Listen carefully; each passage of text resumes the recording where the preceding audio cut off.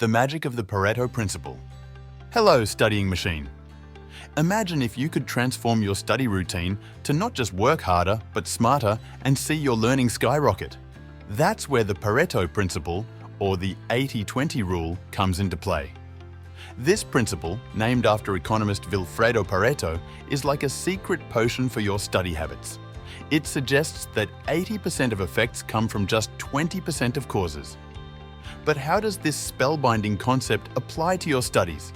Let's break it down. 1. Identify the 20%. First things first, pinpoint the 20% of your study material that will contribute to 80% of your success. This could be key concepts in a textbook, high-yield topics for an exam, or essential formulas in mathematics. Not all topics are created equal, so focus on the ones that pack the biggest punch. 2. Maximize study sessions. Once you've identified your golden nuggets of knowledge, tailor your study sessions to prioritize these areas. This means diving deep into these topics, using active learning techniques like flashcards, quizzes, and teaching others. By concentrating your efforts here, you're leveraging the Pareto Principle to make your study time exponentially more effective. 3. Streamline your resources. In the spirit of the 80-20th rule, not all study resources are equally useful. Evaluate what materials, books, websites, videos have been most beneficial to your learning. Spend more time with these high-impact resources and less time sifting through everything else. Your future self will thank you. 4. Feedback loop. Feedback is your best friend. Regularly assess your understanding and performance in the 20% of topics you're focusing on.